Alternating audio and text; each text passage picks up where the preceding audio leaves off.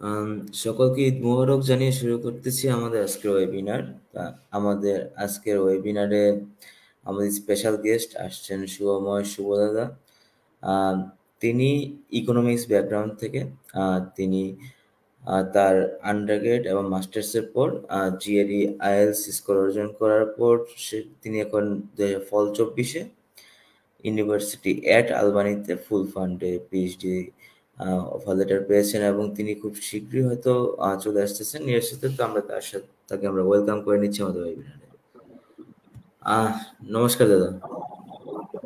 নমস্কার। কেমন আছিস নিটন? এই তো দাদা, আপনার কি অবস্থা? আমি ভালো আছি। সবাইকে ঈদ মোবারক। ঈদের একটা আমেজ কাজ করতেছে। আম, এর মধ্যে হচ্ছে দাদা, মানে আমরা যেভাবে শুরু করি আর কি ওয়েবিনারে, তো প্রথমে আমরা আর কি ক্যান্ডিডেটকে বলি যে যে তার স্টার্টিংটা কোথা থেকে শুরু, একজন মানুষের স্টার্টিংটা কোথা থেকে শুরু, এবং সে কখন থেকে চিন্তা করলো, মানে আপনাকে যদি বলি আপনি কখন থেকে চিন্তা করলেন যে আপনি আমেরিকাতে উচ্চশিক্ষার জন্য আসবেন এবং প্রস্তুতি নেবেন, এই বিষয়টা যদি একটু প্রথমে ক্যান্ডিডেটদের উদ্দেশ্যে বলতেন। আচ্ছা, ফার্স্ট অফ অল হচ্ছে অনেকেরই ইচ্ছা থাকে ইউনিভার্সিটিতে জয়েন করার পর পর অনেকেই জানে যে হায়ার স্টাডিজে কিভাবে পার্সু করতে হয়। তো বেসিক্যালি আমার ওই ধরনের কোনো আইডিয়া ছিল না হায়ার স্টাডিজ এর ব্যাপারে। আমি এগুলো নিয়ে খুব একটা ঘাটাঘাটিও করি নাই। But honours third year fourth year দিকে আমার হায়ার স্টাডিজে যাওয়ার ইচ্ছা ছিল। বাট তখন ইউএসএ আমি চিন্তা করি নাই। আমি কানাডা হয়তো যাওয়ার প্ল্যান করেছিলাম। তো তখন থেকে আমি হায়ার স্টাডিজ এর ব্যাপারে একটু মানে গবেষণা শুরু করি। আমি দেখি যে কোন ইউনিভার্সিটি কিরকম তাদের প্রোগ্রাম। হ্যাঁ, অল্প অল্প করে দেখা স্টার্ট করি। জিআরই দিতে হয় তখন জানলাম। সাথে আইএলটিএস বা টোফেল দিতে হয় ল্যাঙ্গুয়েজ অ্যাসেসমেন্ট টেস্ট হিসেবে। ওগুলা তখন থেকেই জানি। আর এই তো আমার honours final year masters first ইয়ারের দিকে আমি এসে একবার আমি জিআরইতে অ্যাপিয়ার হই। তখন হচ্ছে আমার মাস্টার্স এর ফাইনাল পরীক্ষা চলতেছিল, মানে ফাইনাল পরীক্ষার কিছুদিন আগে। তো এই তো আমার জার্নিটা তখন থেকে স্টার্ট হয়। তবে আমার জার্নিটা একটু স্ক্যাটার্ড, ইউজুয়াল না। মানে আমার মাঝখানে অনেকদিন হায়ার স্টাডিজ নিয়ে কোনো প্ল্যান ছিল না। আমি চাকরি করতাম। আমি কর্পোরেট চাকরি করেছি দীর্ঘ 4 বছর। 2020 থেকে কোভিড এর পর থেকে এখনো করছি। সো এটাই হচ্ছে আমার বিগিনিং আর কি, এইভাবে। আম, ভাইয়া, এই যে আপনাদের ব্যাকগ্রাউন্ড থেকে ইকোনমিক্স থেকে এই ফুল ফান্ডের যখন আপনি প্রোফাইলটা তৈরি করলেন, তখন আপনি কি কি বিষয়ের উপরে জোর দিয়েছিলেন, মানে প্রোফাইল তৈরি করার সময় আবেদনের আগে? ওকে, টু বি ভেরি অনেস্ট, আমি জানতাম মানে social science, economics, specially social সায়েন্সের যে কোনো সাবজেক্ট আই গেস সিজিপিএ একটা মেজর রোল প্লে করে। এটা আনডাউটেডলি করে। এটা মানে কোনো সন্দেহের অবকাশ নাই এখানে। কারণ আমি যেটা ফিল করেছি, এক্সপিরিয়েন্স করেছি, সিজিপিএ আমার খুবই কম ছিল। হয়তো আমরা এটা পরে আলাপ করব যদি প্রয়োজন পড়ে। তো সেক্ষেত্রে আমি আসলে অনেকগুলা অবস্টাকলস ফেস করেছি। অ্যাপ্লাই করার জন্য যে ধরনের প্রোফাইল প্রয়োজন হতো ইউজুয়ালি, বা আমি যাদেরকে দেখতাম যারা পার্সু করতে গিয়েছে ওদের প্রোফাইল অনেক রিচ ছিল, সিজিপিএ ভালো ছিল। আনডাউটেডলি এটা কোনো সন্দেহের অবকাশ নেই। আরেকটা জিনিস জানতাম যে জিআরইটা আমাকে ভালো করে দিতে হবে। ইকোনমিক্সে জিআরইটা মেটার করে, মোটামুটি বেশ ভালোই মেটার করে। এবং আমি জানতাম যে জিআরই তে যদি ভালো একটা স্কোর করা যায় তাহলে হয়তো হায়ার স্টাডিজ এর জন্য আমাকে অ্যাডমিশন অফার লেটার দিতে পারে কোনো কোনো ইউনিভার্সিটি। বাট তখন আমি এসওপি এলওআর এইসব ব্যাপারে এত কনসার্ন ছিলাম না। আনটিল আমি জানতে পারলাম যে আসলে এসওপি আমাকে প্রফেসর মেইলে রিপ্লাই দিয়েছিল এসওপিটা খুবই ভালো করে লিখতে। ওরা এসওপি তে এত ওয়েট দেয় আমি জানতাম না। আবার আমার অনেক সিনিয়র ভাইয়া এবং আপু যারা বাইরে ছিল ওরাও বলেছিল যে এসওপিটা ভালো করে দিতে। তো আমি আমার এসওপিটাকে আবার রিভাইজ করি। আর রিকমেন্ডেশন লেটার অবশ্যই একটা রোল প্লে করে। সো এসওপি, এলওআর এবং জিআরই এই তিনটা জায়গায় আমার কাজ করার ছিল। আমি চেষ্টা করেছি এই তিনটা জায়গায় কাজ করার। এই তো। আচ্ছা, প্রথমে যেহেতু আপনি সিজিপি এর কথাটা বলতেছিলেন, সিজিপি এর বিষয়ে আসি। যে মানে আমি অনেক সময় আর কি তা এরকম আসলে প্রশ্ন হয় না। আহ, আচ্ছা স্যার। আহ, আচ্ছা, মানে ঘটনাটা হচ্ছে যে আপনার মতো তো অনেকেই আছে যাদের সিজিপি এর জন্য একটু মানে মানে চিন্তা করতে একটু কষ্ট হয় বা প্ল্যান করতে কষ্ট হয়, মানে তাদের জন্য আর কি ও কথাটা বলতেছি যে মানে আপনার সিজিপি অবশ্য আপনি আমার কাছে রিভিল করেছিলেন। আহ, তবে সিজিপিটা যদি এরকম থাকে আর কি, ধরেন যে আপনার যেরকম ছিল 3 এর কাছাকাছি, 3.2 করে এরকম যদি থাকে, মানে তাহলে হচ্ছে আর কি একটা ক্যান্ডিডেটের মানে কেমনে ফোকাস করা দরকার আপনার কি মনে হয়? ওকে, ফার্স্ট অফ অল তোর অনেক থ্যাঙ্কস, তুই একটা পেজ খুলেছিস যে লো সিজিপি দিয়ে কিভাবে ফান্ড এনশিওর করতে হয়, এবং সেক্ষেত্রে আমি দেখছি অনেকেই অনেক মানে কম সিজিপি নিয়ে ইন্টারেস্ট দেখাচ্ছে হায়ার স্টাডিজ এর জন্য। আমি যখন ব্যাক টু 2019, আমি এরকম দেখতাম না, মানে লো সিজিপি এর কেউ বাইরে যাওয়ার কথা বা ইউএসএ কানাডা অ্যাটলিস্ট চিন্তা করতো না। হ্যাঁ, তো এটা খুবই ভালো জিনিস, আমার ভালো লেগেছে। আর সিজিপিএ যখন একটা মানে এই ধরনের একটা লেভেলে চলে আসে, তখন কিন্তু হবে না এরকম না, বাট কিছু অবস্টাকেল চলে আসে অটোমেটিক্যালি। কারণ সিজিপিএ, আচ্ছা তুই যে প্রশ্নটা করছিলি যে কিভাবে সিজিপিএ এরকম থাকলে রিকভার করতে হয় সেটা। হ্যাঁ ভাই, হ্যাঁ ভাই, এটাই। ওকে ওকে ওকে ওকে, থ্যাংক ইউ। তা আমি যেটা করেছি, আমি আমার জার্নিটা একটু শেয়ার করি। আমার হচ্ছে বাইরে যাওয়ার ব্যাপারে কোনো চিন্তা তখনও করতেছিলাম না। 2023-এর জানুয়ারির দিকে আমার বোনের বিয়ে হবে এরকম। তো হঠাৎ করে আমি জানুয়ারি লাস্টের দিকে একটা মানে গ্রুপে দেখতে পারি যে এক আপু, সে পিএইচডি পার্সু করেছে। তার সিজি খারাপও না, মোটামুটি। জিআরই যেটা আমার 2019-এ যে জিআরই ছিল, আমার তখন এটা এক্সপায়ার হয়ে যাবে এরকম একটা সময়। তো ওইরকম জিআরই দিয়ে সে পিএইচডি তে এনরোল করেছে। তো আমার মনে হলো আচ্ছা আমি একবার ট্রাই করে দেখি কি করা যায়, বা অ্যাটলিস্ট মেল করি প্রফেসরকে। তো প্রফেসরকে মেল করার পরে, মানে গ্রেড কোঅর্ডিনেটরকে মেল করার পরে, সোশ্যাল সায়েন্সে বেসিক্যালি আমাদেরকে গ্রেড কোঅর্ডিনেটরদেরকে মেল করতে হয়। তো উনি বলেছিল যে তোমার প্রোফাইল অনেক ভালো, তুমি অ্যাপ্লাই করো, তোমার হয়ে যাবে, আই হোপ সো তোমার হয়ে যাবে। তো করতে গিয়ে আমি দেখলাম আমার হচ্ছে ডাব্লিউএস ইভালুয়েশন করা দরকার, বা যে কোনো একটা করতে হবে। তো ডাব্লিউএস কি আমি চিনতাম না। তো ডাব্লিউএস এর জন্য ঘাটাঘাটি করতে গিয়ে আমি তখন মানে মোটামুটি ডিটারমাইন্ড হয়ে গিয়েছি যে আমি অ্যাপ্লাই করব ইউনিভার্সিটিতে। তো আমাকে আইএলটিএস দিতে হবে, আমাকে ডাব্লিউএস করতে হবে। তো আমি আইএলটিএস দিলাম। আইএলটিএস দিলাম, বোনের বিয়ের মাঝখানে দিয়ে দিলাম। এবং ডাব্লিউএস এর জন্য অল্প কিছুদিন সময় ছিল, আমি জানতাম না যে কতদিন সময় লাগতে পারে। পরে দেখছি যে 1 মাসের মতো তখন সময় লেগেছে ডাব্লিউএস আমার কমপ্লিট করতে, এখন হয়তো আর বেশি লাগে। তো ডাব্লিউএস করার কারণে আমার সিজিপিএটা একটা থ্রেশহোল্ডের উপরে ছিল, আর একটা থ্রেশহোল্ডের নিচে ছিল। মানে অনার্স আর মাস্টার্স এর একটা উপরে ছিল, একটা নিচে ছিল। তো ডাব্লিউএস করার পরে আমার সিজিপিএটা একটা মানে স্লাইটলি ইনক্রিজ করে, করে আমার থ্রেশহোল্ডটা ওভারকাম করে যায়। এবং আমি তখন মনে করি যে আচ্ছা আমার এখন অ্যাপ্লাই করার মতো সবকিছু হয়ে গেছে, আমি করে ফেলি। তো তখন আমি অ্যাপ্লাই করলাম, করার পরে দেখা গেল যে আনফরচুনেটলি আমার ইন্টারভিউ হলো, সবই হলো, ওয়েটিং লিস্ট থেকে আমাকে বাদ দিয়ে দিছে। আর এই সময় আসলে আমি চিন্তা করলাম যে শুধু সিজিপিএ দিয়ে তো হচ্ছে না, আমাকে এমন কিছু একটা করতে হবে যদি আমার বাইরে যেতে হয়, যেটা আসলে ওদেরকে খুবই ওরা খুবই ভালোভাবে নেয় এই জিনিসটাকে। হ্যাঁ, তখন আমি এভাবে সময় যাচ্ছে সময় যাচ্ছে, তো 2023-এর অক্টোবরের দিকে আমি চাকরি ছেড়ে দিই। চাকরিটা ছেড়ে আমি আমার ডিসিশন নিতে একটু কষ্ট হয়েছিল। ওভারঅল হচ্ছে আমার তখন যে প্রিপারেশনটা ছিল, আমি ভেবেছিলাম আমি যদি ডিসেম্বরের মধ্যে কমপ্লিট করে ফেলতে পারি, তাহলে আমি মনে হয় বাকি রাস্তা যতটুকু আছে সেটা আমার কমপ্লিট করতে হবে। আর ইন্টারেস্টিং ব্যাপার হচ্ছে আমার ডিসেম্বরে আমার বিয়ে ছিল, বিয়ের অনুষ্ঠান। তো সব মিলায় আমার সবসময় কোনো একটা ইভেন্টের মধ্যে আমার কোনো না কোনো একটা পরীক্ষার সিচুয়েশন পড়ে যেত।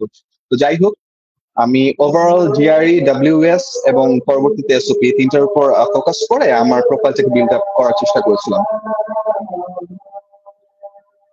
আচ্ছা, আমি আর কি স্পেসিফিক্যালি একটু মানে জিআরই সম্পর্কে একটা প্রশ্ন করতে চাই ভাই। সেটা হচ্ছে জিআরই কতটুকু জরুরি মানে আপনাদের ব্যাকগ্রাউন্ডে, এটা যদি ওকে, বিশদভাবে আলোচনা করতেন। হ্যাঁ, আচ্ছা আমি অনেকগুলো ইউনিভার্সিটি রিসার্চ করেছিলাম যখন আমি অ্যাপ্লাই করব। তো তখনই আমি গিয়ে দেখতে পারি ইকোনমিক্সে সবসময় জিআরইর প্রয়োজনীয়তা ছিল। জিআরই কে ওরা ভালোভাবেই নেয়, ওরা খুবই পজিটিভলি নেয় এবং বেশ অনেক জায়গায় মানে ম্যাক্সিমাম জায়গাতে রিকোয়ার্ড জিআরই। তবে মজার ব্যাপার হচ্ছে বেশ ভালো ভালো কিছু ইউনিভার্সিটি আছে, যেমন হচ্ছে ম্যারিল্যান্ড ইউনিভার্সিটি, কলেজ পার্ক, তারপর তারপর এমআইটি তো সম্ভবত রিকোয়ার্ড না, রিকমেন্ডেড। তারপর ইউনিভার্সিটি অফ ইউটা, এগুলো তো হচ্ছে রিকমেন্ডেড। তো কারো যদি প্রোফাইল খুবই ভালো থাকে সেক্ষেত্রে সে হয়তো জিআরই কে স্লাইটলি কাটায় যায়, মানে বেশ কিছু প্রোগ্রামে অ্যাপ্লাই করতে পারবে, সবগুলো তো অবশ্যই না। মনে হয় ম্যাক্সিমাম জায়গাতেই পারবে না, বাট সে যদি খুবই ফোকাস থাকে আমার মনে হয় জিআরই না দিয়েও অ্যাডমিশন বা ফান্ডিং পাওয়া পসিবল। বাট সেক্ষেত্রে যে সিজিপিএ বা যে রিসার্চ অ্যাবিলিটি ডেমনস্ট্রেট করতে হবে সেটা আউটস্ট্যান্ডিং হতে হবে, আই গেস, আই বিলিভ। সেখানে কি মানে পাবলিকেশন থাকলে কোনো সুবিধা পাবে? দাদা এই জিআরই যদি না থাকে কারোর, তার কারোর যদি পাবলিকেশন থাকে, সেক্ষেত্রে কি তার কোনো সুবিধা হবে? হ্যাঁ, পাবলিকেশনের ব্যাপারটুকু আমি ওভারঅল যেটা দেখলাম, পাবলিকেশনটাকে ওরা আসলে বেসিক্যালি পাবলিকেশনের জন্যই তো স্টুডেন্ট প্রিপেয়ার করে। তো পাবলিকেশন যদি কারো আগে থেকেই থাকে সো এটা ডেফিনেটলি পজিটিভ সাইন। এবং ব্যাপারটা হচ্ছে এটা কতটুকু ভালো পাবলিকেশন। হ্যাঁ, তো ভালো জার্নালে ভালো একটা পাবলিকেশন থাকলে এটা অনেক অনেক বড় একটা মানে রোল প্লে করে। স্পেশালি আমরা যারা যেটা করেছি আমাদের ডিপার্টমেন্টে অনেকেই থিসিস করে, অনেকেই করে না, বাট অনার্সে মাস্ট সবাইকে একটা রিসার্চ আর্টিকেল করতে হয়। আমারও মনে হচ্ছিল, আমার যদিও এত পাবলিকেশন নাই, আমার কোনো পাবলিকেশন নাই ওইভাবে, কিন্তু রাইটিং এবিলিটি বা রাইটিং স্যাম্পল হিসাবে আমরা আমাদের একটা গ্রুপ থেকে আমরা যে রিসার্চ আর্টিকেলটা ক্রিয়েট করছিলাম সেটাকে আমি খুব সুন্দরভাবে ডেমনস্ট্রেট করার চেষ্টা করেছিলাম এসওপিতে। আমার মনে হয় আমি সুন্দর মতো করে এটাকে যেহেতু এক্সপ্লেইন করছি ওই জায়গায়, আমার একটা বিশ্বাস ছিল যে ওরা আমাদের আমার এসওপিটাকে বা আমার রিসার্চ অ্যাবিলিটিকে একটু হলেও প্রায়োরিটি দিবে। সেক্ষেত্রে আবার যদি কারোর পাবলিকেশন থাকে ভালো একটা জার্নালে, ডেফিনেটলি সেটা খুবই ভালো জিনিস হয়। বাট আমার ইন জেনারেল যেটা ধারণা ইকোনমিক্স এর প্রোফাইলের জন্য, তার পাবলিকেশনও থাকা উচিত, তার জিআরইও থাকা উচিত, মানে থাকলে তো ভালো হয়। এই হচ্ছে ব্যাপার আর কি।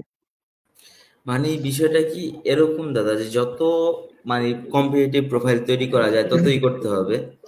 মানে বিষয়টা কি কোনোভাবে এরকম যে যত কম্পিটিটিভ প্রোফাইল তৈরি করা যায়, মানে অ্যাজ মাচ অ্যাজ হ্যাঁ, পসিবল, কারণ ওইরকমই কি? হুম। হুম। ডেফিনেটলি আমি অনেকগুলো ইউনিভার্সিটি চিনি, সেগুলো অন্যান্য ফ্যাকাল্টিস ওরিয়েন্টেড। হয়তো সেক্ষেত্রে দেখা যায় যে কিছু মানে কি বলে এটাকে, মানে এভারেজ একটা যদি প্রোফাইল থাকে হয়ে যায়। বাট ইকোনমিক্স আর ম্যাক্সিমাম যে ডিপার্টমেন্ট বা যে প্রোগ্রামগুলো আমরা দেখেছি প্রত্যেকটাতেই এখানে সুন্দর করে লেখা যে রিকোয়ারমেন্ট গুলা, ওইগুলা আসলে একটা ভালো ক্যান্ডিডেটের পক্ষেই থাকা পসিবল। হ্যাঁ, মাস্টার্স এর জন্য কিছু হয়তো ইয়ে করা যায়, ওয়েট করা যায় এই ব্যাপারগুলাকে। জিআরই অনেকে ওয়েট করতে পারে মাস্টার্স এর বেলায়। মাস্টার্স এ বেশ কিছু প্রোগ্রাম আছে ইকোনমিক্স এ, তারা হচ্ছে জিআরই ওয়েট করে দেয়, কোনো সমস্যা হয় না। তবে পিএইচডি তে যদি যেতে হয় আই গেস সব দিক দিয়ে একটা ভালো, সবচেয়ে সুন্দর হচ্ছে কি একটা ব্যালেন্স প্রোফাইল। হ্যাঁ, একজনের সিজিপিএ খুবই হাই, আইএলটিএস খুবই লো, এরকম হলে প্রবলেম। মানে ধরো একটা যদি সবার এভারেজ লেভেল থেকে একটু ভালো ইয়ে থাকে, স্কোর থাকে সবকিছুতে, আমার মনে হয় এটা সবচেয়ে ভালো। একজন প্রফেসর এই প্রোফাইলটা দেখে আরো ইজিলি ডিসিশন নিতে পারে। আচ্ছা ভাই, যেহেতু প্রফেসরের বিষয়ে আসলেন সেহেতু আমি বলছি, আপনি কি প্রফেসর ইমেল করেছিলেন মানে আবেদনের আগে? না, আমি ইউনিভার্সিটি প্রোগ্রাম যখন আমি সিলেক্ট করতে গিয়েছি নিউটন, আহ, আমি এটা শুরু করেছিলাম জিআরই স্টার্ট করার সাথে সাথেই, অক্টোবরের দিক থেকে। আমি প্রত্যেকটা আমার পছন্দের অনেকগুলো ডিপার্টমেন্ট, 25-30টা ডিপার্টমেন্টের গ্রেড কোঅর্ডিনেটরকে আমরা মেইলিং করেছিলাম, যেহেতু আমাদের অ্যাপ্লিকেশন প্রসেস হয় সেন্ট্রালি আমি গ্রেড কোঅর্ডিনেটরদেরকে মেল করতাম, অনেকে রিপ্লাই দিত আবার অনেকে দিত না। তো ম্যাক্সিমাম ক্ষেত্রে আমার রিপ্লাই এসেছে। সেক্ষেত্রে গ্রেড কোঅর্ডিনেটরদের একটাই কথা ছিল, আমি আসলে আমার প্রোফাইলটাকে অ্যাসেস করতে বলতাম ওদেরকে যে আমি আপনাদের প্রোগ্রামের জন্য এলিজিবল কিনা। আমার কতটুকু লাইকলিহুড আছে চান্স পাওয়ার। তো ওরা বলতো, ম্যাক্সিমাম বলতো যে শুভ এটা হচ্ছে একটা হলিস্টিক প্রসেসে দিয়ে যায়, হ্যান ত্যান, আমরা এটাকে তুমি অ্যাপ্লাই করো, দেন আমরা এটাকে রিভিউ করতে পারবো, আদারওয়াইজ রিভিউ করতে পারবো না। কিছু গ্রেড কোঅর্ডিনেটর রিয়েলি হেল্পফুল, ওরা প্রিস্ক্রিনিং না করলেও বলতো যে আমাদের এই ছিল লাস্ট ইয়ারের অ্যাকসেপ্টেন্সের, যে যারা অ্যাকসেপ্টেড হয়েছে ওদের প্রোফাইল এরকম ছিল। তো বলে দিত পার্টিকুলারলি যে ওদের জিআরই এরকম ছিল বা ওদের সিজিপি এরকম ছিল। যদি বলতো যে হ্যাঁ ওদের জিআরই ছিল এরকম, তাহলে বুঝতাম ওরা জিআরই তে ফোকাস বেশি দেয়। সিজিপি এর কথা বললে বুঝতাম যে আচ্ছা সিজিপি তো ওরা বেশি ফোকাস দেয়। মানে এটা একটা জাস্ট অ্যাজাম্পশন, বাট আমার মনে হয় কিছুটা রিলেট করতে পারতাম ব্যাপারগুলোর সাথে। তো প্রফেসরদেরকে এইভাবে মেল দিতাম, এবং বেশ কিছু প্রফেসর আমাকে বলেছিল যে শুভ তোমার প্রোফাইলটা ভালো, তুমি অ্যাপ্লাই করো, তোমার ভালোই চান্স আছে হয়ে যাওয়ার। ভালোই চান্স আছে হয়ে যাওয়ার, এটা আসলে একটু বলা যায় যে মোটামুটি একটা ভালো রিপ্লাই।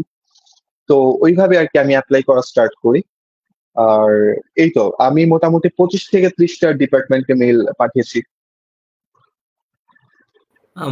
মোটে মানে কয়জনের থেকে রিপ্লাই পেয়েছিলেন মানে 25-30টা পাঠানোর পরে? সরি, মানে কয়জনের গেট কোঅর্ডিনেটর থেকে মানে রিপ্লাই পেয়েছিলেন, হেল্পফুল রিপ্লাই আর কি ভাই, মানে একটা আইডিয়া। রিপ্লাই পেয়েছিলাম আই গেস অ্যারাউন্ড 12 to 14 প্রফেসরের কাছ থেকে। এর মধ্যে পজিটিভ রিপ্লাই ছিল 5 থেকে 6 জন। আমার আবার অনেকের মেইলে কিন্তু আমার লেটেস্ট জিআই স্কোরটা আমি আপডেট করে নাই, এর আগেই পাঠিয়ে দিয়েছিলাম, হয়তো আচ্ছা সেক্ষেত্রে একটু বাড়তে পারতো। আচ্ছা, মানে যদি আপনি শেয়ার করতে পারতেন আপনার আগের যে স্কোরটা ঠিক কত ছিল, লেটেস্টটার আগে? আমার আগের স্কোরটা ছিল 305। আচ্ছা, আপনি ওই স্কোরটা দিয়ে অধিকাংশ ইমেল দিয়েছিলেন মানে রিসেন্ট স্কোর দিয়ে না? ম্যাক্সিমাম ম্যাক্সিমাম ইউনিভার্সিটিতে ওই স্কোর দিয়ে অ্যাপ্লাই করছি, হ্যাঁ মানে মেইল আচ্ছা করেছিলাম। আচ্ছা। আম, উম, একটু জিআরির দিকে যাই। মানে এই জিআরিতে যে এই স্কোরটা মানে 328, এ তো মানে সো হেভি একটা স্কোর আর কি ভাই। মানে এরকম স্কোর মানে থাকলে মানে আমার নিজের কাছে মনে হয় যে আহ, আপনি আসলে কিভাবে এই স্কোরটা অর্জন করলেন, মানে আমার কাছে মনে হয় প্রথমে, কারণ আমি নিজেও জিআরই পরীক্ষা দিছি এবং আমি সত্যি কথা বলতে আমি আর তুই তো 300 আমাকে চিনিস ভালো করে। বুঝছো? মানে মানে আপনি মানে কিভাবে এটা হোল্ড করলেন, মানে এই হ্যাঁ, বিষয়টা নিয়ে যদি একটু বলতেন।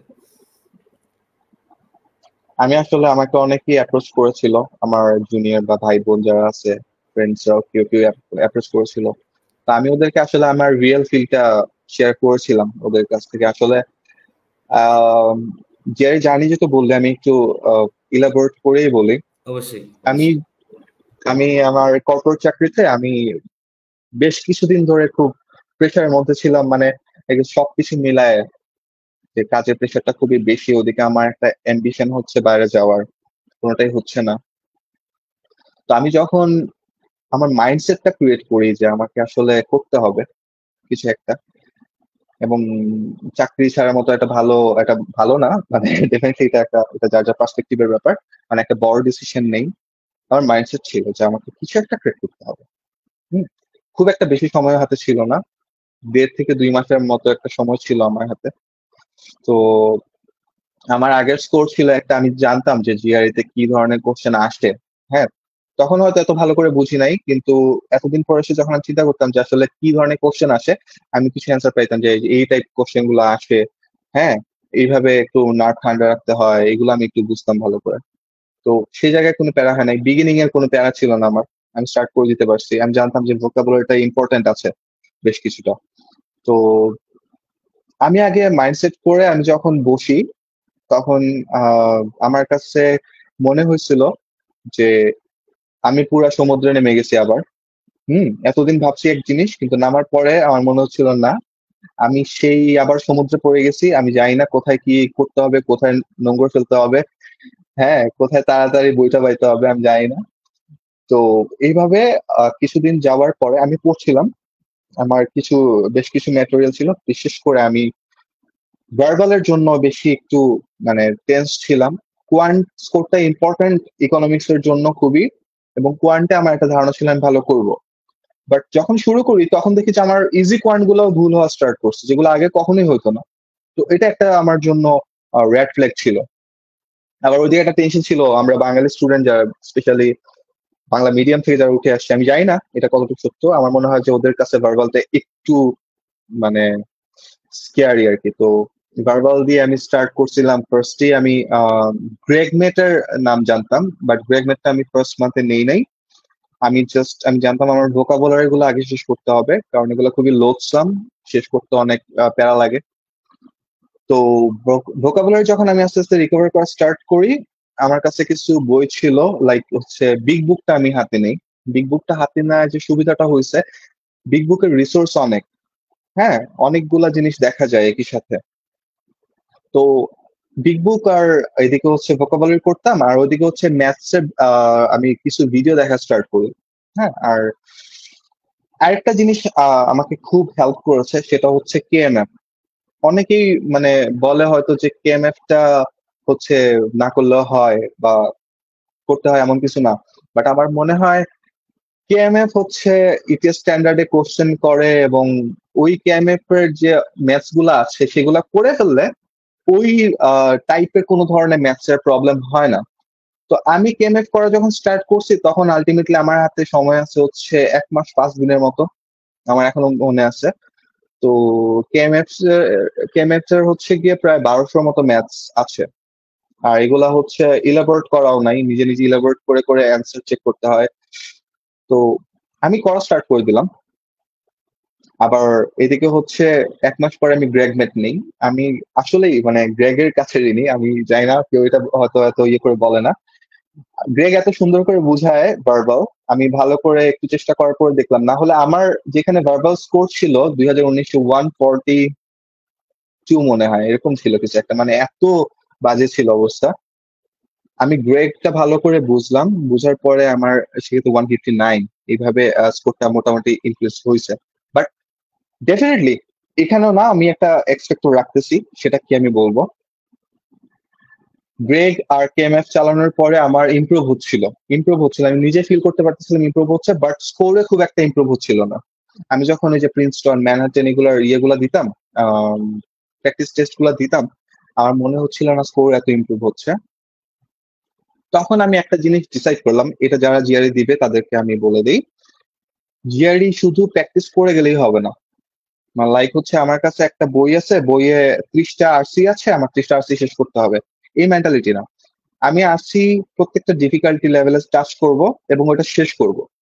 ওটা যদি আমি শেষ না করি, ওই ডিফিকাল্টি লেভেলের অন্য একটা আরসিতে গিয়ে আমার কোনো লাভ নেই। আমি যদি ওই পার্টিকুলার ডিফিকাল্টির আরসি গুলা, টিসি বলেন বা এসি বলেন, সবগুলা যদি ক্র্যাক করতে পারি, 10টা আছে 5টা করে ক্র্যাক করতেছি, সমস্যা নেই। ওই 5টা আমাকে যে অ্যাবিলিটিটা দিবে, 10টা কমপ্লিট করার মতোই আমাকে ওই অ্যাবিলিটি দিবে। সো এত প্রেশার যে আমাকে এতগুলা শেষ করতে হবে, কিভাবে করব, আমার স্কোর বাড়তেছে না, এত প্রেশার আসলে মানে সময় কম থাকলে নেওয়া পসিবল না।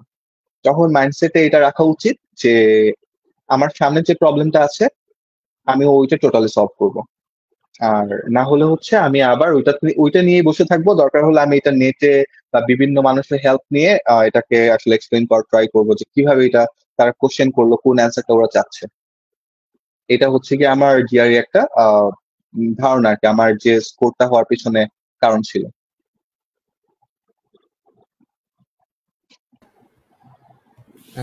আপনার জিআরই জন্য যেটা বললেন যে গ্রেগমেট আর কেএমএফ সবচেয়ে বেশি হেল্প করেছে, আম, আম- আমি আসলে কেএমএফটা ওইভাবে দেখিনি আর কি। মানে আমি যখন পরীক্ষা দিয়েছিলাম তখন আমি জানতাম না কেএমএফ সম্পর্কে। আহ, আমি শুনেছি যে আমি ওয়েবিনারের মাধ্যমে আমি শুনতে পারছি যে মানে বেশ কয়েকটা ওয়েবিনার নিয়ে যে মানুষজন কেএমএফটা ফলো করতেছে।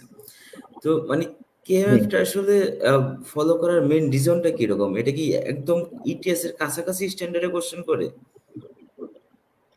হ্যাঁ, কেএমএফ এর বেসিক্যালি যে কোশ্চেন মানে মানে কোশ্চেন টাইপ এত ভাস্ট, হ্যাঁ, এত ক্যাটাগরি কোশ্চেন আছে, ঠিক আছে, এত রিসোর্স তুই কই পাবি? আমরা একটা জিনিস জানতাম, ম্যানহাটন 5 এলবি আমি 2019 করছি, এবার আমি করা শুরু করছিলাম, বাট শেষ পর্যন্ত আমি করি না, কারণ আমার কাছে মনে হচ্ছিল useless. Useless in a sense যে ম্যারাথন 5 LB যে কোশ্চেন গুলো আমার আছে সেটা আমার কেএমএফ করলে টাচ করতে হয় না, মানে লাগবে না আমার মনে হচ্ছিল। আর এছাড়া যেহেতু একবার করাই আছে, সো আমি এগুলা নিয়ে এত ইয়ে নেই। বাট এত ডিফারেন্ট টাইপস এর কোশ্চেন কেএমএফ এ থাকে এবং ইটিএস এ এর থেকে হার্ড বা এর থেকে মানে কম হার্ড কোশ্চেন করে এরকম না ব্যাপারটা। আমার মনে হয়েছে পরীক্ষা দিয়ে যে ওরা বেশ কাছাকাছি একটা ইয়ে রাখে, সামঞ্জস্যতা রাখে আর কি। আম, আরেকটা বিষয় দাদা জিজ্ঞেস করি, যে আপনি কি সম্ভবত নিউ জিআরই স্টাইলে জিআরই দিয়েছেন বা ওল্ড জিআরই স্টাইলে জিআরই দিয়েছেন? New GRE. ও, দুইটাই কি নিউ জিআরই ছিল? মানে আপনার আগেরটাও কি নিউ জিআরই স্টাইলে ছিল? আচ্ছা, আগেরটা না, ওল্ড দুই জিআরই হাজার স্টাইল। উনিশের লং জিআরই। হ্যাঁ। আর দুইটার মধ্যে আপনি কি কোনো ডিফারেন্স খুঁজে পান? মানে অ্যাকচুয়ালি টেকনিক্যাল কোনো ডিফারেন্স বাদে, মানে এই টাইম টুইম এসব বাদে, মানে কোশ্চেন প্যাটার্নে মানে কোনো কি ডিফারেন্স আপনি খুঁজে পান? কোশ্চেন প্যাটার্নে একটাই ডিফারেন্স আছে, সেটা হচ্ছে আগে লং প্যাসেজ আসতো, এখন লং প্যাসেজ আসে না আরসিতে। মিড টাইপের প্যাসেজ আসে, বাট মানে মিড লং প্যাসেজ আসে প্রায় 3টার মতো। হ্যাঁ, সো ওভারঅল খুব একটা টাইম বাঁচবে এটা বলার উপায় নাই, টাইম আচ্ছা। বাঁচে না সেম। বাট আমার মনে হয়েছে ম্যাথস এর বেলায় লং জিআরিতে ম্যাথস করার পরে টাইম থাকতো হাতে, হুম, হুম, হুম, হাতে কিছু টাইম থাকতো, কারণ আমি অনেকগুলো ম্যাথস ভালো পারি, এগুলা করে ফেলতাম, সো ওটার জন্য অ্যালোকেটেড টাইমটা আমার বাকি থেকে যেত। বাট হুম, যেহেতু আমার এখানে শর্ট জিআরিতে কোশ্চেন কম কোয়ান্টসে, সো আমি খুব একটা টাইম বাঁচাইতে পারবো না। ইভেন আমি নিজেও দেখেছি, আমি যখন ম্যাথস শেষ করি তখন আমার 1-2 মিনিট বাকি। লং জিআরিতে যখন আমি ম্যাথস কমপ্লিট করেছিলাম আমার 5 মিনিট, 6 মিনিট, 8 মিনিট বাকি থাকতো, হ্যাঁ, এরকম এটা হইতো আর আমারও কি। বাকি ছিল লংজেরিতে। এটা আমারও মানে ম্যাথে আমি সময় পাইছিলাম। আমার কাছে মনে হচ্ছে ওই সময়টা যদি আমার একটু বারবারই দিত। এক্স্যাক্টলি। আচ্ছা দাদা, বইলা লাভ আপনি নেই। আপনি বলেছিলেন যে আপনি 3-4 বছর ধরে আপনার একটা চাকরির এক্সপিরিয়েন্স ছিল। তো আপনার এই আবেদনের ক্ষেত্রে এই চাকরির এক্সপিরিয়েন্সটা কি কোনোভাবে হেল্প করেছে? আহ না, আমার তো এই ব্যাপারে কোনো প্রফেসরের সাথে মানে অ্যাডমিশন কমিটির সাথে কথা হয়নি। বাট আমার যেটা মনে হয় কোনো কাজে লাগে নাই। বাট আমার এখানে যদি গ্যাপ থাকতো সেটা একটা নেগেটিভ রোল প্লে করতো। হ্যাঁ, আমি অনেকের কাছ থেকে শুনেছি মানে স্টাডি গ্যাপ থাকলে ওদের অনেকের ভালো ভালো প্রোফাইলও দেখেছি যে আসলে ওয়েটিং লিস্টে রেখে দিতে। তা আমার মনে হয় যেটা আমার আসলে চাকরির সাথে এটা খুব একটা রিলেভেন্ট না। আমি কমার্শিয়াল ডিপার্টমেন্টে কাজ করতাম বা করি, এটার সাথে আসলে ইকোনমিক্স এর রিসার্চ মানে ওই ফোকাসটা আসলে কোনোভাবেই আমি ইয়ে করতে পারি না, এবং এটা আমার মনে হয় না খুব একটা কাজ এসেছে। বাট আমি, হ্যাঁ, এসওপি তে একটা জিনিস মেনশন করেছি যে আমি আগে থেকে অনেক ডিসিপ্লিন, মানে আমি আমি কি কি লার্ন করছি চাকরি থেকে, যে আমি আসলে আউটকাম ফোকাস হয়েছি। ঠিক আছে, আমি ডিসিপ্লিন হয়েছে, অর্গানাইজড হয়েছি। ভালো, এই জিনিসগুলো দরকার একজন রিসার্চারের জন্য আমার মনে হয় আর কি।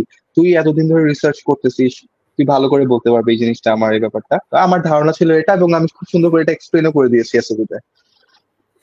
আহ, আচ্ছা, তাহলে এটা এসওপি নিয়ে আপনার থেকে শুনি যে অনেক ক্যান্ডিডেটের একদম একটা কোশ্চেন, যদি খুবই বাস্ট এই কোশ্চেনটা, মানে 2-1 লাইনের উত্তর দেওয়া একদমই ইম্পসিবল, যে তাদের কোশ্চেন থেকে এরকম এসওপি কিভাবে লিখবো। তো এদের উদ্দেশ্যে যদি কিছু বলতেন। আমার এসওপির একটা পার্ট আমি তোকে দিয়ে রিভিউ করাইছিলাম, মনে আছে? হ্যাঁ। তো এটা আমাকে আশা না করে যে তুই ভালো অ্যান্সার দিতে পারবি আই গেস। তারপর আপনি কিভাবে গুছিয়েছিলেন আর কি, আপনার ওভারঅলটা প্রথমে কি কি দিয়ে শুরু করেছিলেন, তারপরে কি রান করে গেছিলেন, এটা যদি একটা ওভারভিউটা বলতেন।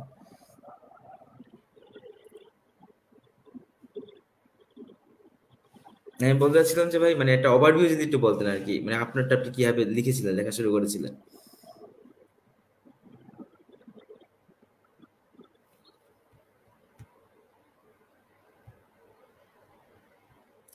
আহ, সম্ভবত আমাদের গেস্টের সাথে আমাদের কানেকশনটা একটু ব্যবধানে পড়ে গেছে, আপনারা একটু ওয়েট করবেন। ভাই কি আমাকে শুনতে পাচ্ছেন? হ্যাঁ, না, হ্যাঁ, আমি এখন শুনতে বলতেছিলাম পাচ্ছি। বলতেছিলাম যে ভাই নেটওয়ার্ক ইস্যু আপনার, ছিল। হ্যাঁ, আপনার এসওপিটা যখন লেখা শুরু করেন তা আপনি কিভাবে লিখেছিলেন? মানে আপনি বললেন যে আপনার এটা একটু আহ, চাকরির বিষয়টা একটু অ্যাড করেছিলেন, আপনার রিসার্চের এইমটা একটু অ্যাড করেছিলেন, এইটা যদি একটু বলতেন। আচ্ছা, যেহেতু আমার প্রোফাইলে কিছু ল্যাকিংস ছিল সিজিপি এর কথা, আউটরাইটলি এটা বলতে হবে, আমার মনে হয় অনেকের জন্য হেল্প হবে। তো তোমার ফোকাস, তোমার এবিলিটি, তোমার আহ, তোমার মানে ডিজায়ার, এগুলো আসলে তুলে ধরার জায়গা যেহেতু এসওপি, সো এসওপিটাকে আসলে অনেক ক্রিটিক্যালি আসলে অর্গানাইজ করতে হয়। আমি জানি না আমার এসওপি কিরকম ছিল, আমার এখন দেখে খুব একটা ভালো লাগে না, বাট যেহেতু আমার অ্যাডমিশন হয়েছে, সো আমি বলবো যে এসওপি তে আননেসেসারি কিছু লেখার প্রয়োজন নেই। সিজিপিএ কম থাকলে একটা প্যারা হয়ে যায়, এটা অনেকেই বলে না। সিজিপিএ কম থাকলে কিন্তু এসওপি লেখাটা একটু প্রবলেমেটিক। আমি বলতে পারবো না আমি ওই ওই কোর্সে খুব ভালো করছি, আমি ওই ওই প্রজেক্ট করছি, বা যেহেতু আমি এত একাডেমি ওরিয়েন্টেড ছিলাম না, তো আমার এইসব কিছু বলার ছিল না। যে কয়টা জিনিসই ছিল সেগুলাকে লিঙ্ক করতে হয়েছে ফার্স্টলি। যেমন আমি আমার রিসার্চ আর্টিকেলে কাজ করছি, সো রিসার্চ এক্সপিরিয়েন্স আছে, সেটা যেরকমই হোক, আমি কতটুকু এই জিনিসটা বুঝি এবং আমি কিভাবে সেটাকে তুলে ধরতে পারবো এসওপিতে কম কথায়, সেটা একটা ফ্যাক্টর।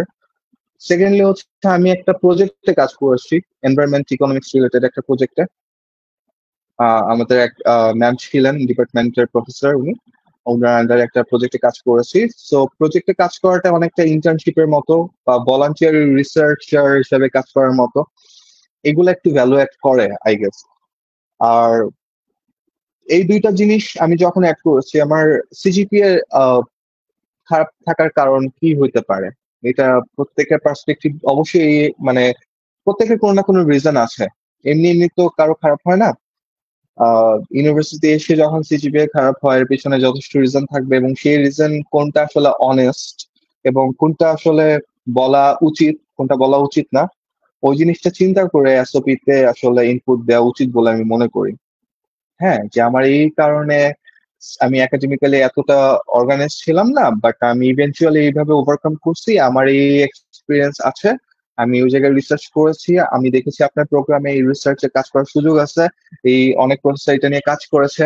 যেমন সুনি আলবানিতে অনেকেই হচ্ছে, অনেক প্রফেসর হেলথ ইকোনমিক্স এ বেশ ভালো কাজ করেছে, আমি নিজে দেখেছি।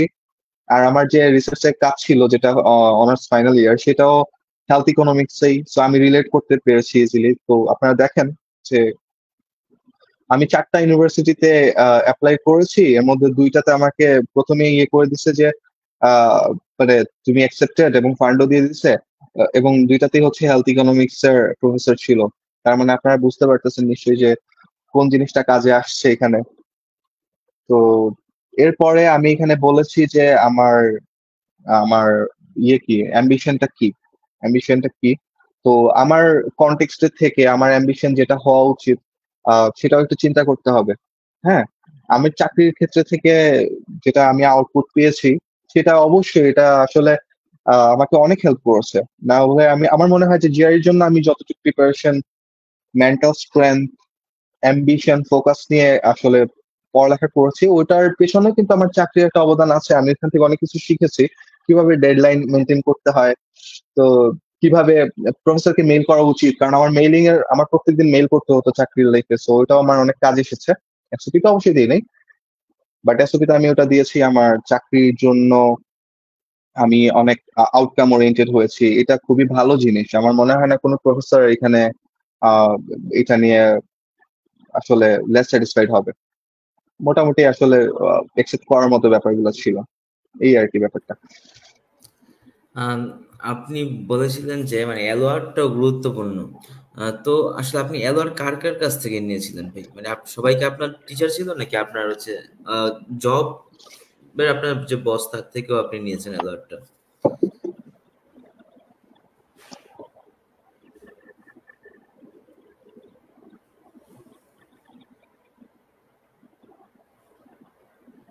ভাই আমরা কথা বলতেছিলাম এলোয়ার নিয়ে আর কি, যা মানে এলোয়ার আপনার ফিল্ডে আর কি। আম, এটা কি প্রফেসরদের থেকে নেওয়াটা বেশি গুরুত্বপূর্ণ, নাকি আপনার যে চাকরির যে এক্সপিরিয়েন্স আছে সেখানে চাকরির যে বস আছে তাদের থেকে নেওয়াটা বেশি গুরুত্বপূর্ণ? আপনি কার কার কাছ থেকে নিয়েছিলেন? আচ্ছা, আমার 3টা লেটার অফ রিকমেন্ডেশন ছিল, 3টাই আমি আমার ডিপার্টমেন্টের প্রফেসরদের কাছ থেকে নিয়েছিলাম। আমার লাইন ম্যানেজারকে, উনি বেশ পপুলার একটা ফেস কর্পোরেট সেক্টরে বাংলাদেশে, তো উনি আমাকে খুব উইলিংলি বলেছিল হ্যাঁ আমাকে উনি রিকমেন্ডেশন দিবে। বাট ইভেনচুয়ালি আমি মনে করলাম যেটা, যেটা আমার প্রোগ্রামটা আসলে রিসার্চ ফোকাসড, কোনো প্রফেশনাল কোর্সেস না, তো আমার আসলে রিসার্চে ব্যাকগ্রাউন্ড আছে, এমন কারো কাছ থেকে রিকমেন্ডেশন লেটারটা নেওয়া উচিত। তো এর মধ্যে আমি একজনকে একটু ইয়ে করতে চাই, আমার ডক্টর অমিত রায় স্যার। আমি যখন অ্যাপ্লাই করি তখন উনি জাস্ট পিএইচডি কমপ্লিট করে আবার এসে জয়েন করেছেন। আহ, উনি খুব সুন্দর মানে রিকমেন্ডেশন লেটার আমাকে দিয়েছেন, এবং আমার উনার আন্ডারে কিছু কাজের হচ্ছে এক্সপিরিয়েন্স আছে। লাইক হচ্ছে আমি ডিবেটে পার্টিসিপেট করেছিলাম ডিপার্টমেন্টের ইয়েতে।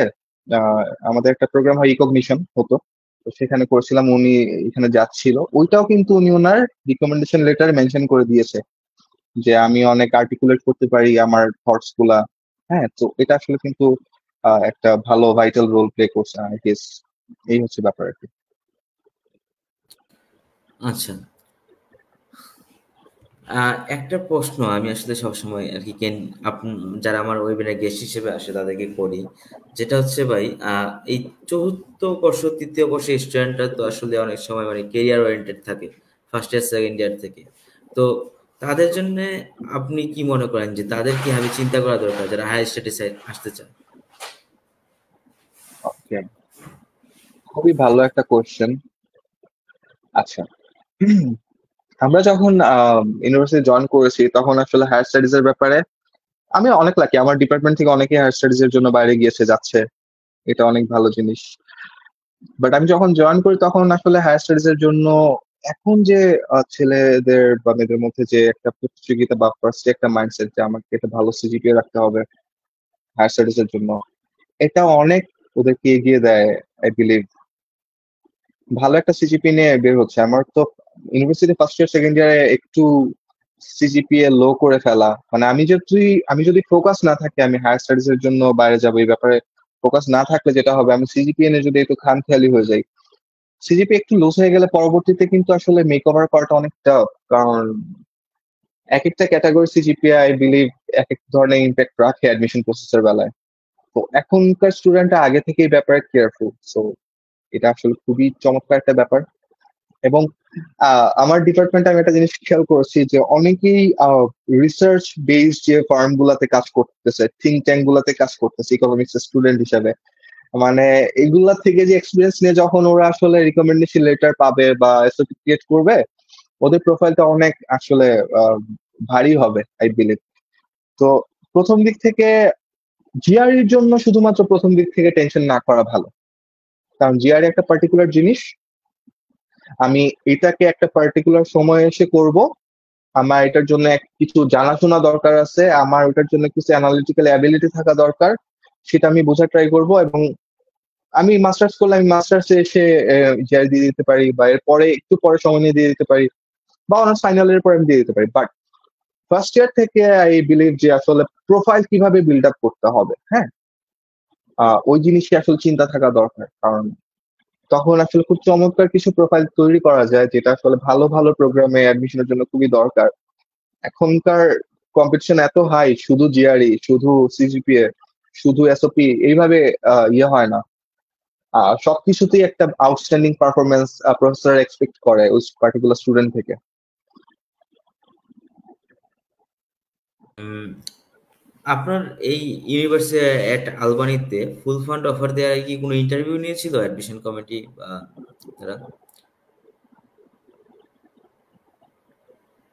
মানে ফান্ডিং দেওয়ার আগে কোনো ইন্টারভিউ নিয়েছিল কিনা ফান্ডিং দেওয়ার আগে বা ফান্ডিং অফার লেটার দেওয়ার আগে? ওকে, না, ইকোনমিক্স এর পিএইচডি প্রোগ্রাম গুলাতে আমি দেখি নাই। আমি একটা ইউনিভার্সিটিতে ফাইন্যান্সে অ্যাপ্লাই করছিলাম, তো আচ্ছা, সেখানে আমার ইন্টারভিউ হয়েছিল। বাট আচ্ছা। ইকোনমিক্স এ কোনো প্রোগ্রামে ইন্টারভিউ হয়নি। ওই ইন্টারভিউটার অভিজ্ঞতা সম্পর্কে যদি বলতেন যে ইন্টারভিউটা কেমন হয়েছিল বা কি কি প্রশ্ন করেছিল? আচ্ছা, ফার্স্ট অফ অল হচ্ছে আমার আমি জানি না, সামহাউ আমার ওই ইন্টারভিউতে নেটওয়ার্ক একটু খারাপ ছিল। সো ফার্স্টেই হচ্ছে গিয়ে একটু ঘাবড়ায় যায় আমি কিভাবে কি করব। আমি আগে থেকে প্রিপারেশন নিয়েছিলাম, বাট ওই পার্টিকুলার টাইমে একটু প্রবলেম ছিল। আমার যখন আমি ইন্টারভিউতে যাই তখন ওইখানে প্রায় 6 জন প্রফেসর ছিল। 6 জন প্রফেসর ছিল আসলে বিভিন্ন কান্ট্রিজ এর, চাইনিজ ছিল, মেক্সিকান ছিল, আমেরিকান ছিল।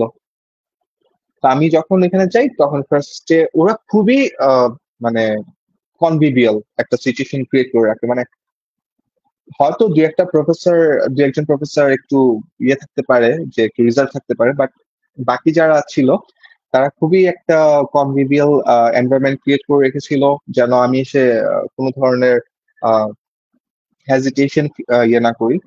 তো ওরা ফার্স্টলি তাদের নিজেদেরকে ইন্ট্রোডিউস করছে, ওরা কি করতেছে না করতেছে, তো মনে হচ্ছিল আমি ওনাদের ইন্টারভিউ নিচ্ছি, ওনারা নিচ্ছে না। তো আমি বেশ ভালো মতোই একটু কমফোর্ট জোনে চলে যাই, এবং দেন আমাকে কোশ্চেন করে যে আসলে ওদের মেজর যে আহ, ব্যাপার যেটা ছিল জানার আমার কাছ থেকে, যে ইকোনমিক্স থেকে ফাইন্যান্সে কেন সুইচ করতেছি, কিভাবে সুইচ করছি, বা আমার ইন্টেনশনটা আসলে কি। সেকেন্ডলি জানতে চেয়েছিল যে যে আমি ওদের প্রোগ্রাম সম্পর্কে কতটুকু কিরকম জানি। আমার মনে হয় এই দুইটা জিনিস যদি কেউ ভালো মতো জেনে থাকে, তাহলে সেন্ট্রালি অ্যাডমিশনের যে ইন্টারভিউ গুলা হয়, আহ, মানে ম্যাক্সিমাম জায়গায় হচ্ছে সে কভার করে ফেলতে পারবে।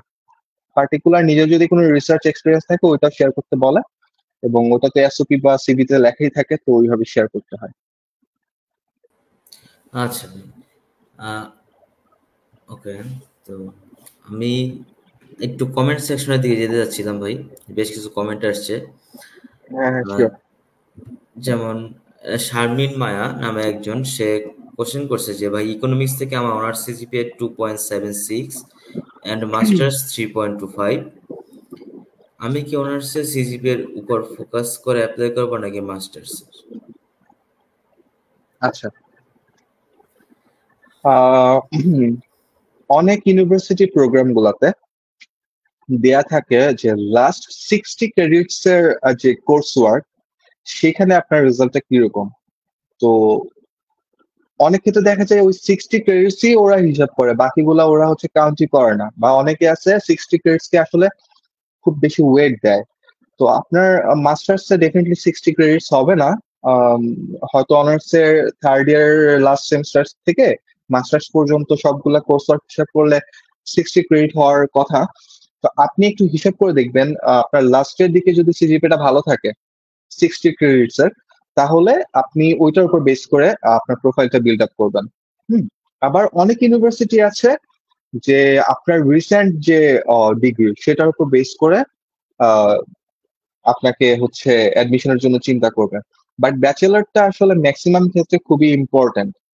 আপনার সেখানে মানে যেহেতু অ্যাডমিশন কমিটি ব্যাচেলারটাকে প্রায়োরিটি দেয়, আমাদের অনেক পিএইচডি প্রোগ্রামে আমরা মাস্টার্স ছাড়াই চলে যেতে পারি, মাস্টার্স ম্যাক্সিমাম ক্ষেত্রেই লাগে না, অনার্স করে আপনি চলে যেতে পারবেন। সো ব্যাচেলারের যে আসলে কোর্স ওয়ার্ক সেটাকে ওনারা বেশি ওয়েট দেয়। আহ, আপনার আসলে ইউনিভার্সিটি সিলেকশন প্রসেসের মাধ্যমে যাওয়া উচিত। আমি 50টা ইউনিভার্সিটি দেখবো বা 100টা দেখবো, এখান থেকে আমি 20টা সিলেক্ট করার চেষ্টা করবো, আই হোপ আপনি পেয়ে যাবেন। আচ্ছা, আমি একটা প্রশ্ন করতে আপনাকে ভুলে গেছি, কমেন্ট সেকশনে চলে গেছিলাম, তো আবার ফিরে আসি। যেটা হচ্ছে ভাই, আপনার আবেদনের সময় কোনো একাডেমিক রাইটিং স্যাম্পল কি দিতে হয়েছিল? Okay, okay. আচ্ছা, আমি কিছু ইউনিভার্সিটি প্রোগ্রামে যখন মেল করেছিলাম গ্রেড কোঅর্ডিনেটরকে, ওনারা বলেছিল যে রাইটিং স্যাম্পল দিতে হয়। সে ফর এক্সাম্পল নিউ অরলিন্স যে ইউনিভার্সিটি আছে, ওরা রাইটিং স্যাম্পল চায়। তারপর এরকম বেশ কিছু প্রোগ্রাম আছে, রাইটিং স্যাম্পল আমি আমার ছিল, বাট আমি দিতে পারতাম, বাট আমি এগুলোতে অ্যাপ্লাই করি নাই। সব প্রোগ্রামে চায় না। আমার মনে হয় যে ইকোনমিক্স এর ম্যাক্সিমাম প্রোগ্রামেই চায় না, যারা হয়তো জিআর এর দিকে বেশি ফোকাস দেয় ওরা রাইটিং স্যাম্পলটা চায় না। আমার এটা পার্সোনালি আমি বিলিভ করি আর কি, বা আমার দেখে মনে হলো।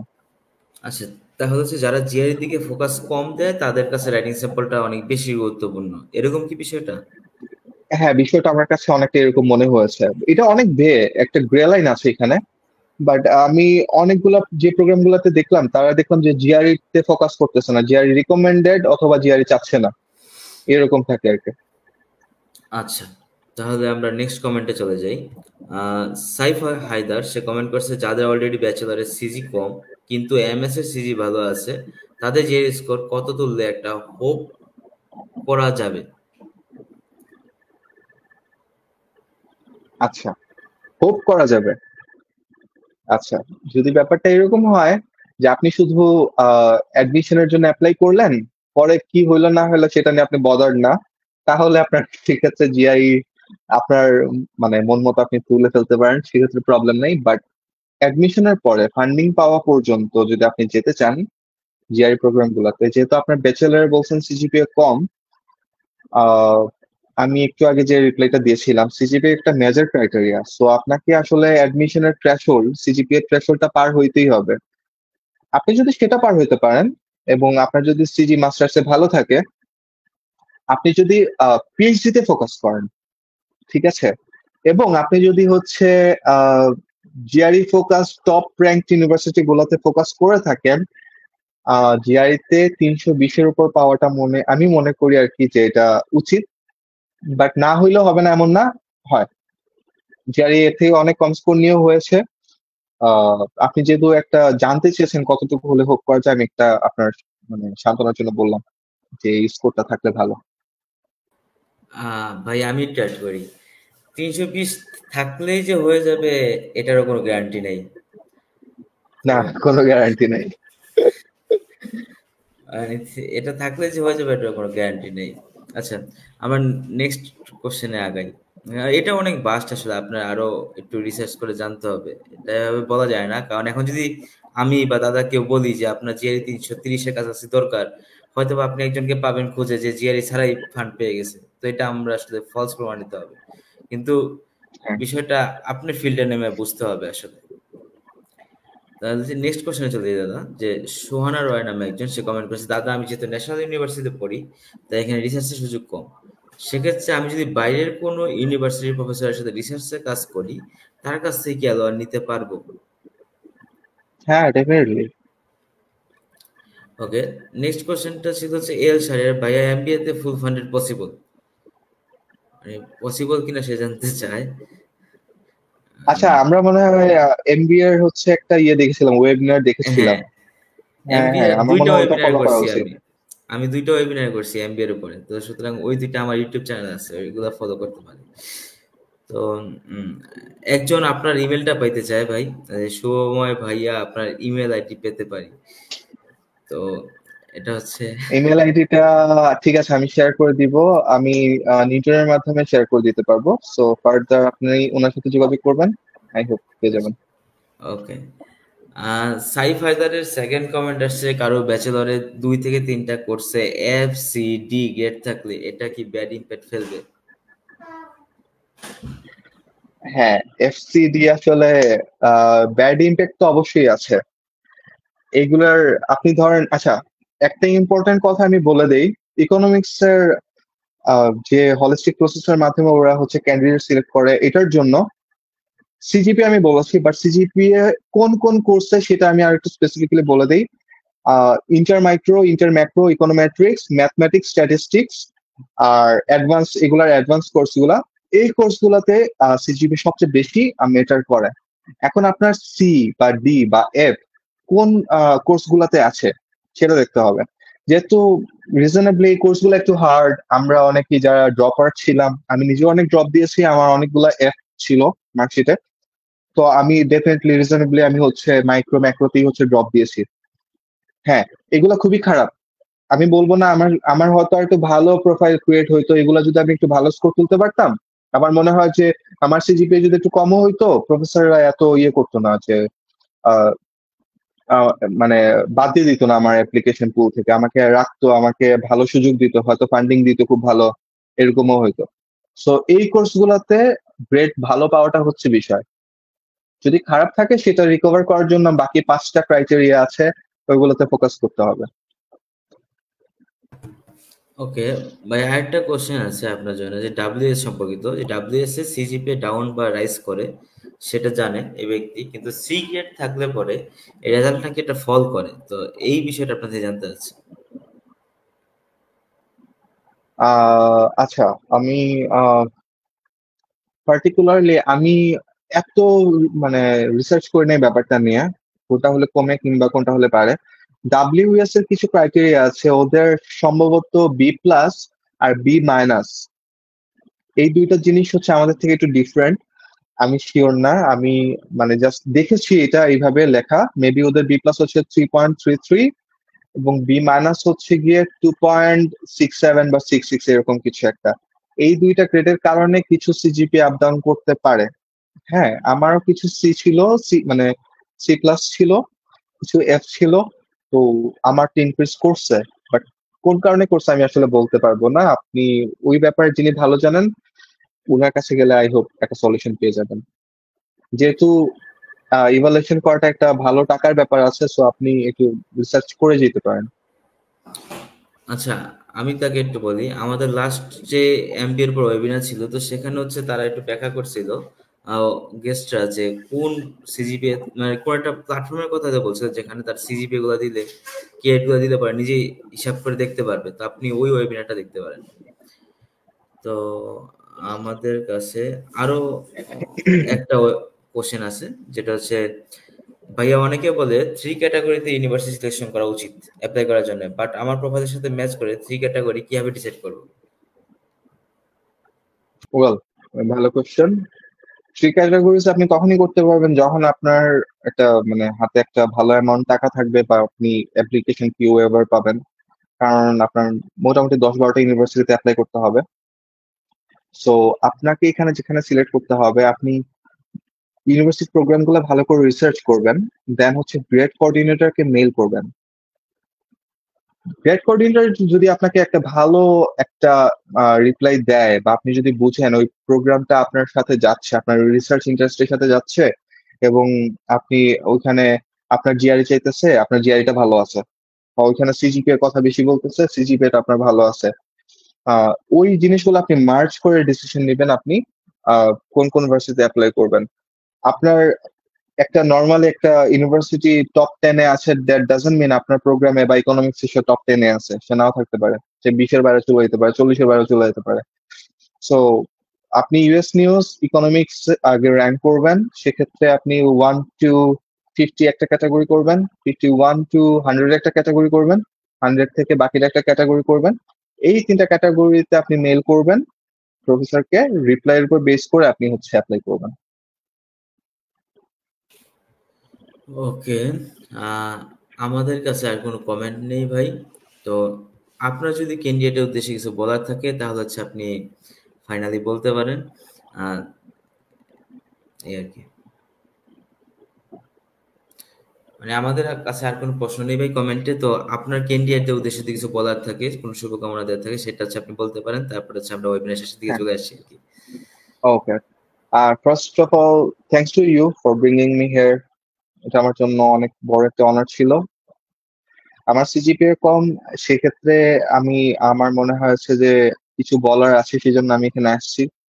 অনেকেরই প্রবলেম আছে, হয়তো প্রবলেম না, এটাকে প্রবলেম না ভেবে আসলে এটাকে একটা ক্রাইটেরিয়া ভাবতে হবে আমার অ্যাডমিশনের জন্য। হ্যাঁ, যে আমার সিজিপিএ কম, আমি ভালো অন্যান্য জিনিসে করছি, সো এটা একটা পজিটিভ সাইন দিতে হবে প্রফেসরদেরকে, ওইভাবে চিন্তা করে আগাইতে হবে।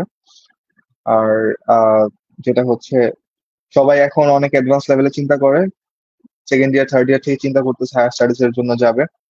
ফার্স্টলি আমি যেটা বলবো, আপনার মানে মেজরটাকে আপনি বুঝেন।